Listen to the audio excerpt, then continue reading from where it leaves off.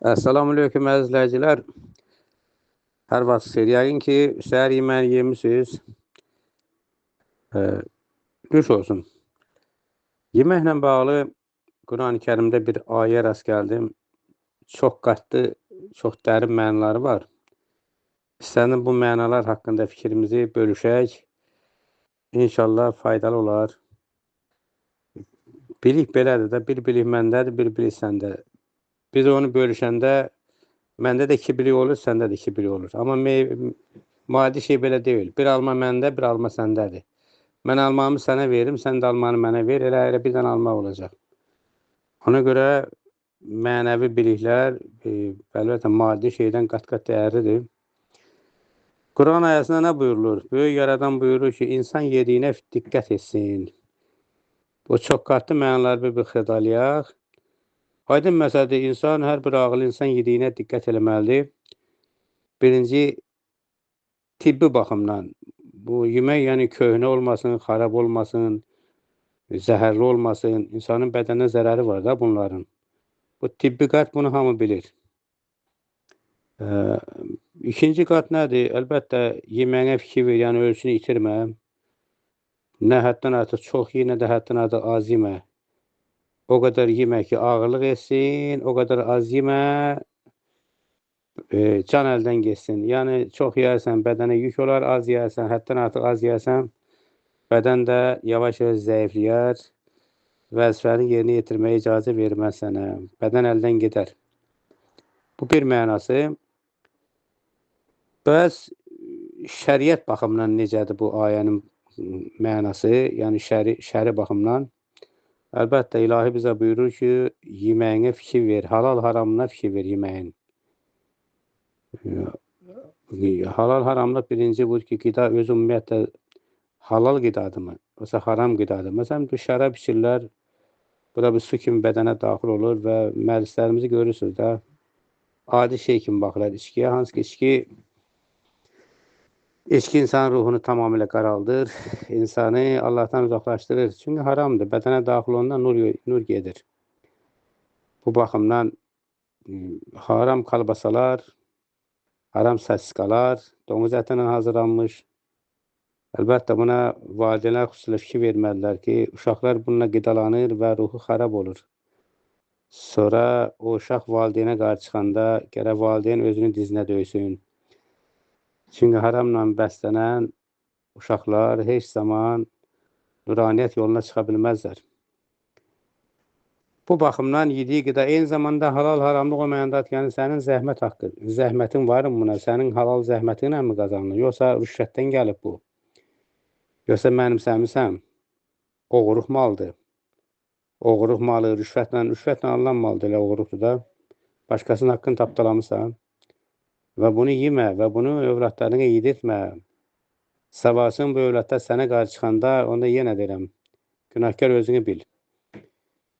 İndi nəyə görə İmam Hüseyin əleyhissalam onu əhatə edən güya dənası müsəlmana müraciətdə belə bir fikir sürürdü. Deyir, o qədər haram yemişsiniz ki, haqq sözü eşitmirsiniz, eşitmək istəmirsiniz. Çünki qəlbinizdə pərdə var, qəlbinizi kar edir da bu mənada. İnsanın qəlbi kar olur haram yeməkdən. Quranda ayə var, deyir, dünyada canların əmisi karlar və lallardır. Kar, həqiqəti eşitməz, lal da həqiqəti deməz. Karlar və lallar. Fiziki cəhətdən kar və lal yox, fiziki cəhətdən yox. Qəlbi kar və körlər. Yəni, onun qəlb gözü kördür, qəlb qulağı kardır. Həqiqəti eşitməz, həqiqəti deməz.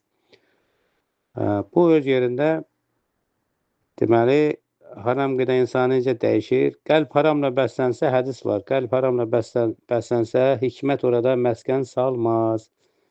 Hikmət həmən bu danışlarımız ki, hikmətin əsası Allahı tanımaqdır. Hikmətin əsası öz varlığın mənasını dərk eləməkdir. Niyə gəldim bu dünyada? Necə yaşayacağım? Nə etməliyəm? Hara gedəcəm? Hikmət öz məsuliyyətini, öz hədəfini, amacını dərk eləməkdir hikmət. İndi haramla bəslənən bədən itaətə meyl etməz. Bu da hədisdir. Bədən ki, elə bu haram qidalarla bəslənir, əlbəttə onun birbaşa qəlbə də təsiri var. Deyəcəyik, insan itaətə meyl eləyərmi? İnsan ya da ilahini inkar eləyər, nəinki Allaha itaət. İlahini inkar edər və yaxud da onun peyğəmbərin imamları inkar edər. İtaətə meyl eləməz o. O, elə haramdan qidan, bəslənən bədən heç vaxt Allah qarşısında əyilməz. Özünü onu rəva bilməz.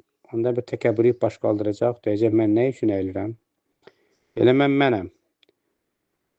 Haram qidiyə aid həyatda bir misal çəkimsə, siz Vaqif dramını oxumuşuq və yaxud da qulaq asmışsınız. Orada Qacarın dilində Səməd oğlu nə deyir? Bir boynu olsaydı bəşəriyyətin, onu bir qılıçla vurardım yəqin. Əslən qalsa bu Qacara aid deyil bu fikir. Roma hökmdarı Kaliguliyə aiddir. Yanamos Kamenskinin kitabında Böyük Didaktik əsərində bu öz əksini tapıb. Roma hökmdarı Kaligula qan içən idi. Deyir ki, bəşəriyyətin bir boynu olsa onu vurardım bir qılıçla. Kaligulanı belə bir vəhşiliyə sövq edən nə idi? Orada Kamenski o kitabda qeyd edir ki, onun dayəsi azğın qadın olub. Ona süd içirdəndə südlə bərabər insan qanı da içirdirmiş. Sinəsinə qanı sürtürmüş, insan qanını südlə bərabər içirdirmiş. Və ona görə də bir insan qanı içən elə vəhşiyə çevrilir də. Roma hökmdarı Kaliguladır. O Qacara aid deyil. Səməd oğlun gərək onu Qacara aid eləməyəydi. Hər halda burada əsəri təhlil etmə fikrim yoxdur. Haram qidanın insana təsirindən danışıram. Bu bədənə daxil olan qidadan söhbət getdələlik. Axı qida, təyam, yemək təkcə bədənə daxil olan deyil ki, ağza daxil olan deyil ki, bizim gözümüzün gördüyü, qulağımızın eşitdiyi, qəlbimizin sevdiyi, ağlımızın qəbul etdiyi necə? Bunlar hamısı təyamdır. Bir bax deyir, gör nəyə görürsən. Gözünlə bir bax, hər şeyə baxa bilməzsən. Bir qulağınla bax, nəyə eşidirsən. Qulağına diqqət elə. İnsan bəzən elə fikirlər dinləyər ki, o fikir onu yoldan azdırar. Bax, gör, ağla nə daxil olur. Bizi Sovet hökumətində ateizm ruhunda tərbiyə elədilər, düşüncəmizi belə yoldan çıxarırdılar. Dərslərdə, indi gənclər də qulaq asırlar burada, mənim tələbələrim də qulaq asır. Onlara demişəm dəfələrlə ki, qulağı ateizm tərbiyəsi bütün universitetlərdə, məktəblərdə gedirdi, institutlarda gedirdi. İnkar, Allah inkar eləmək, fən keçirdilər. Bunlar insanlar imtahan verirdilər. Görsən, o düşüncəmiz necə yoldan çıxırdı. Ağlımız qəbul etdiyi şeylər yavaş-yavaş bizim ruhumuzu dəyişirdi. Ona görə də bax, insan yerinə diqqət eləsin, hansı sözü sənə deyirlər, hansı əqidəni səni düşüncəni pərçim edirlər. Bu düşüncə insanı dəyişəcək əlbəttə.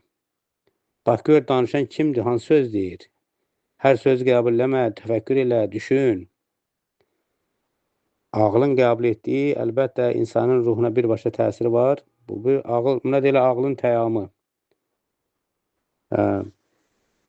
Belə bir insan gərək diqqət elə, nə oxuyur, nə dinləyir. Buna deyilə fikri qida. Fikri qidaya diqqət elə. Sonra əlbəttə bir hədis də var ki, insan sevdiyi şeylə birlikdədir. İmam Əli Əleyhisselamdandır.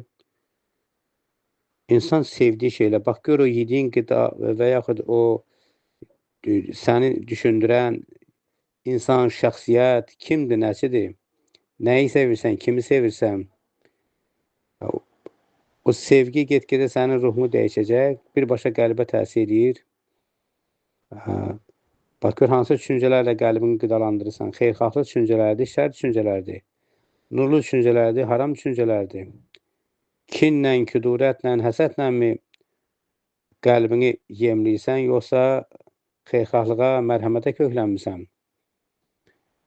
Beləliklə, burada eyni zamanda qidaya bir baxış da var burada. Onu da qeyd eləyək ki, ayə insanı bir şeyin təfəkkürünə çağırır ki, bax, gör, bu qida hardan gəldi, bir nəzər elə. Bu qidanı ki, yeyirsən, bunu göylər, yerlər bunun üçün sən əziyyət çəkir. Yerlər, göylər sənin xidmətindədir. Bu hansı ilahi nizamla sənə yetişir? Göylər, günəş, ay, yağış, torpaq, toxum, bitki, heyvan, hər şey sənə xidmətdədir. Bitki yemək yiyəcəksən, yerdə və göydə ilahi hər şey sənə xidmətdə qərar verir. Sən buna diqqət elə. Bu nemətə diqqət eləməklə bu nemətin sahibinə, yaradana diqqət deyilmi? Yəni başa düşdür, sənə nemətlər yetirəm, sən şükür edə. Yəni bizə şükranlıq duyğusunu tərbiyə edir ilahi burada ki, qidiyə diqqət, Allaha şükranlıq demək, şükranlığı artır şükranlığı. Şükürü əksiltmə. Burada İmam Sadiq Əleyhisselamın da hədisini qeyd eləmək yerinə düşər. İnsan yalnız mədəsinə girənə yox, ağılla və qəlbinə girənə də baxmalıdır. Deməli, həm mədə, həm ağıl, həm qəlb. Gərək insan diqqətli ola. Özünü islah etmək istəyirsənsə, əvvəl nə ilə qidalandığına bax, mədə qidasına bax, düşüncə qidasına bax, qəlb qidasına bax. İnsan sadəcə yeyən varlıq deyil, eyni zamanda yediyinə çevrilən varlıqdır. İnşallah ilahi bizim yaradanda kainat kitabında ən birinci səhifədə başda adımızı yazıb, bütün varlıqlardan ucayıq, şərəfli zaten. Əgər bu Allah deyilənə əməl etsək, əlbəttə o gözəlliyi də saxlayacaq, ucalığı. Dədəm Qorqud demişkən, başınız yüce olsun, Allah amanda.